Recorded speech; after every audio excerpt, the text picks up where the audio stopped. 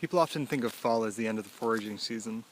However, a lot of plants are at their prime in the fall after we've gotten a frost or after the weather dips down to the 40s and 30s at night. And I'll show you a couple of plants that are readily available in the fall and actually respond well to cool weather. So, join me. One plant that's especially happy in cold weather is Alliarium petiolata. And these are first-year plants. It's typically a biennial, but they can become perennial depending on where they are. This is garlic mustard. And these are a little bit different shape than the second-year growth. They're a little bit more elongated the second year, and they send up a stalk with mustard-like flowers and seeds, or seed pods. And these are excellent for clearing phlegm from the lungs, and they're also one of the most nutritious wild greens available. So what I like to do in the fall is pick a bunch of this and a bunch of dandelion and dehydrate it, or you can even just leave it out in a warm area or in an oven on a very low temperature.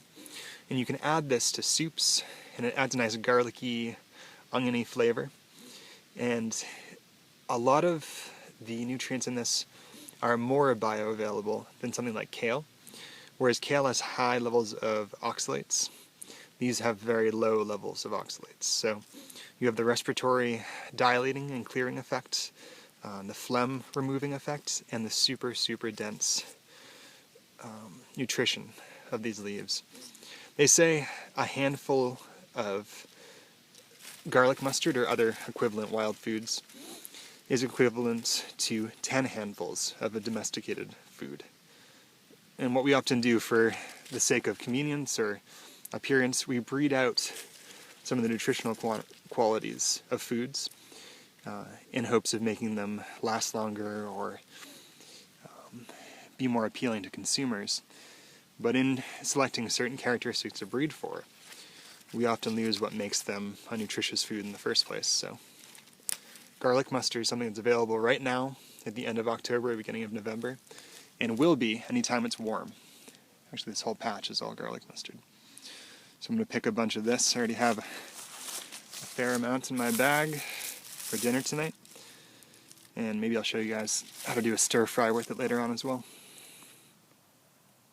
So I've talked about this in a few other videos as well, but garlic mustard, Japanese knotweed, and many of the common plants around here are actually so-called invasive species, meaning that they're non-native plants that have become opportunistic and taken over areas that are disturbed by human activity. And garlic mustard in particular puts out allelopathic chemicals, or so they say, that deter other plants from growing around it. And obviously that's not the case here because there's tons of solidago and these apple trees here, but what actually the allelopathic chemicals, the function they actually serve, is to speed up the breakdown of organic material in soil. So garlic mustard is able to speed up the production of soil about 3 times the normal capacity.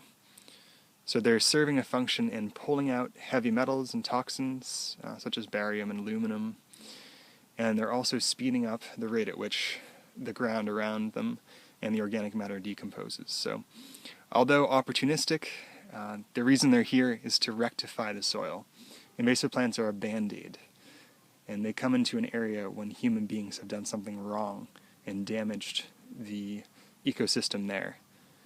And they take the opportunity to rectify any inequalities and issues that are present in the soil. And they've shown over the long term to recede, and the so-called native plants are able to come back in once the soil's in more fit condition for their habitation. So, a great book is called Invasive Plant Medicine, and I can't think of the author right now. I'll put it in the description below, but very much worth a read if you're interested in herbalism and bioremediation. And there are quite a few plants that we label as invasive that are really serving an ecological function that's beyond the scope of what most biologists and botanists talk about. So definitely worth further investigation, but at the very least you can contribute by eating them and making use of what this earth has given us to consume.